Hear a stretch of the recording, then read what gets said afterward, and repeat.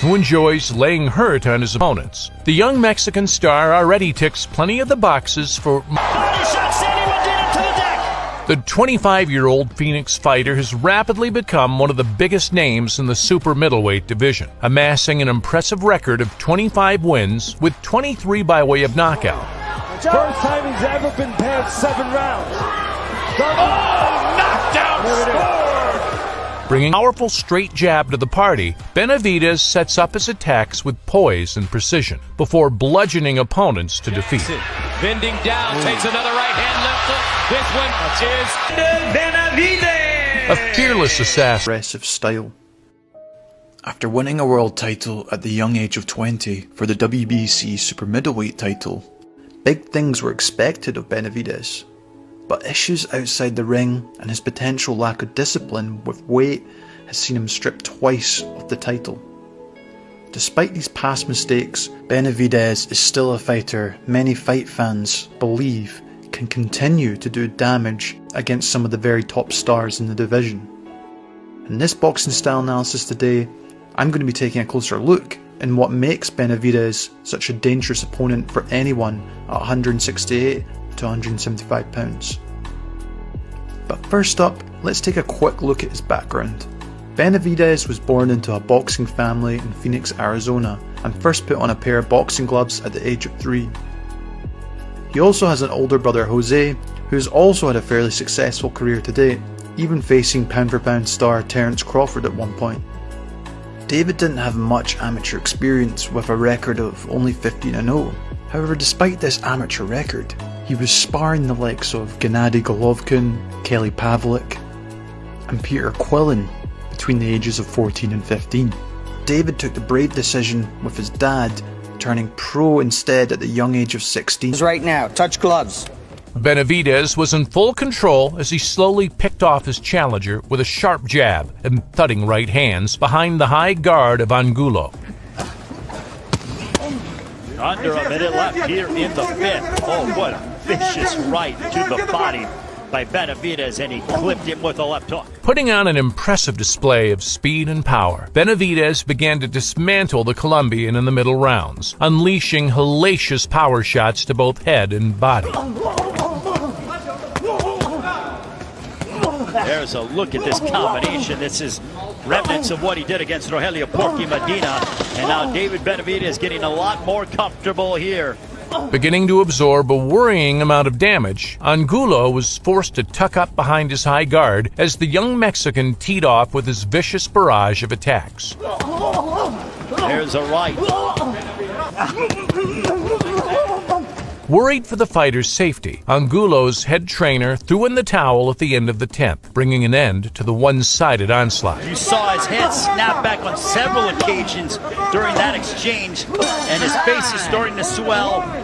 So the corner has stopped the fight, and thankfully it is over. Benavidez had improved his unbeaten record to 23 as faced off against Ronald Ellis in this WBC super middleweight title eliminator. First command is right now, touch gloves. When the bell rings, come out and box. Wasting no time, the Mexican slugger immediately got to work, unleashing his ranged attacks and tantalizing combinations. The Phoenix native had his opponent in survival mode from the first.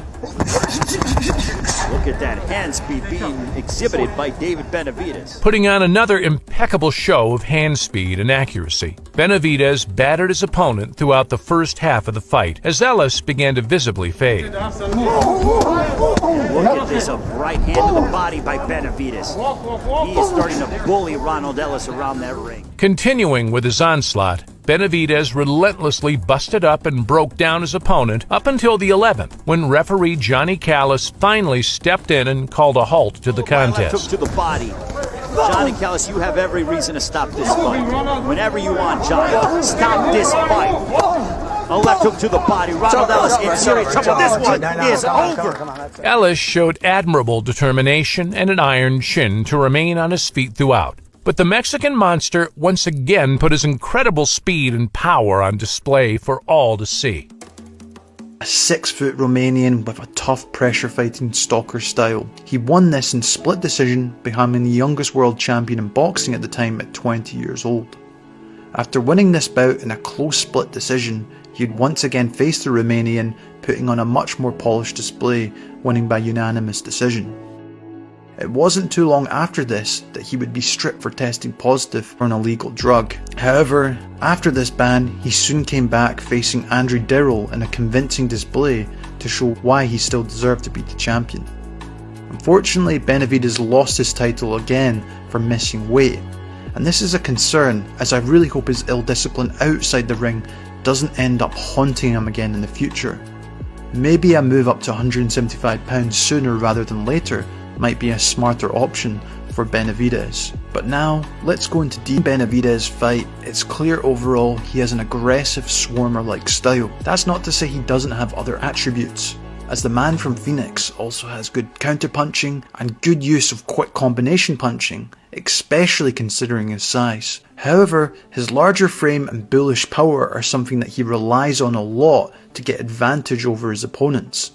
But he does a very good job by giving his opponents a false sense of comfort, which I will touch on. However, there's also many areas I still feel he needs to improve before taking on someone like Canelo and actually having a chance. But let's start with the positives he brings in the ring first.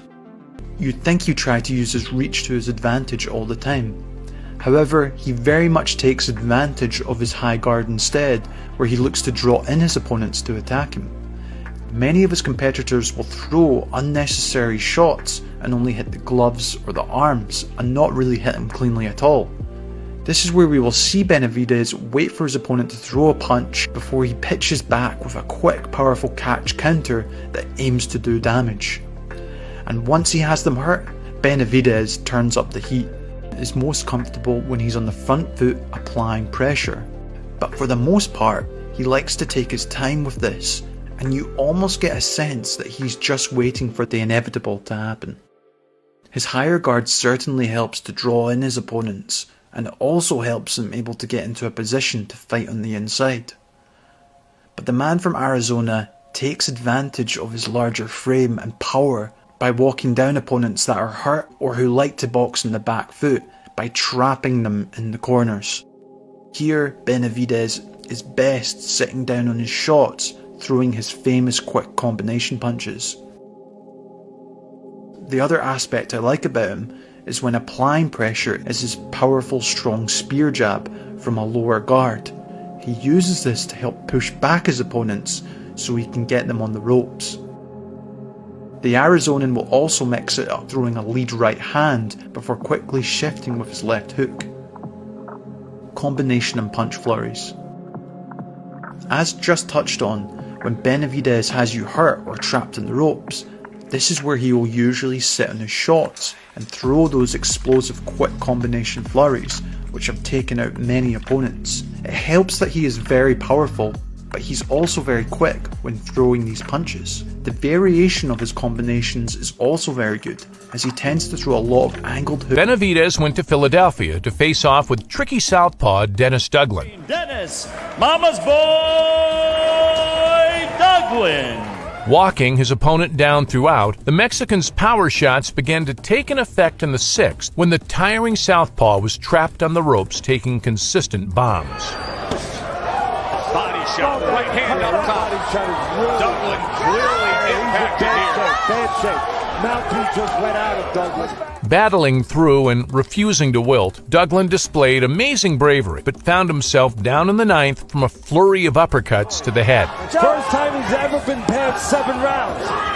Douglin. Oh, knockdown scored by David Benavidez. Up on his feet, but badly hurt, Benavidez moved in with a barrage of unanswered blows, forcing referee Gary Rosado to step in and wave off the fight. And that means right here, moving the feet a little bit, not getting too close if you Benavidez, and doing that. That's it. Fight over. The Mexican monster was now undefeated in 15 fights, with 14 coming by way of tall, upright stance, which I can admit looks quite rigid at times, but he's actually quite versatile with his stance and his guard. He gets away with this for the most part thanks to his textbook high guard. He keeps it relatively high when at mid to close range, which helps protect his temple and chin, while making sure his fists are pointing forward instead of completely parallel. This makes it particularly hard for opponents to break past it with straight shots or even hooks. Another useful aspect of the guard is the fact he can defend his body shot by tucking his chin and dipping his arms in while the shot comes, or even just taking a small half step back to reduce the impact. But like with everything, they are constantly using a high guard all the time to block shots, depending where you are and in the situation in the ring. It also actively encourages your opponent to go on the offense, but the good thing for David is that he's versatile with the guard. Benavidez will make good use of this by not just blocking, but his very good use of parrying and catching shots. We've also seen Benavidez do some good work in terms of lowering his guard so he can get off his offense, in particular his spear jab from a slightly lower angle which he will throw to keep his opponents moving back. Or he'll even sometimes use a shell stance for defense and even offense to give himself a different look or create an opening to attack his competitor. His change of stance and guard is an area that keeps his opponent thinking about. Benavidez was matched against veteran slugger Rogelio "Porky" Medina, with the winner earning themselves a guaranteed shot at the WBC super middleweight title. Choosing to back up and fight off the back foot for the early rounds, Benavidez put his counter-punching ability on display up until the fourth, when he buzzed his challenger and went looking for the finish. This work by David Benavidez with his back on the ropes. Oh my goodness, a 7-punch combination. This is why they believe so much in this 20-year-old. Sledgehammer of the right hand. Showing incredible toughness and an iron chin, Medina was given a standing count in the sixth following a vicious flurry to head and body.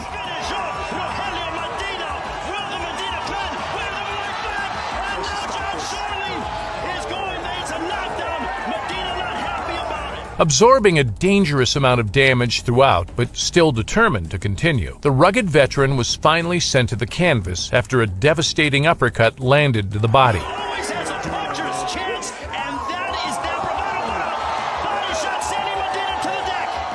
Medina rose to his feet, but his challenge was extinguished in the following frame when Benavidez finished the show with a head-swiveling 6-punch combination that sent the aging veteran crashing to the canvas.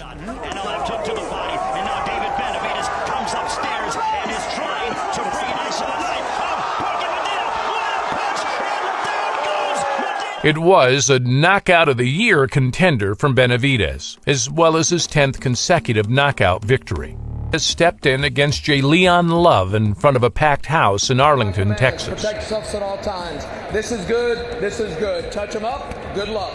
In no mood for hanging around, Benavidez immediately got to work, landing a counter left hook, leaving his opponent visibly buzzed and on shaky legs just 2 minutes into the first round. Yeah, he's very slow. Oh, he just got hurt with a left hook, let me tell you. He's still buzzed. Big left by Benavidez.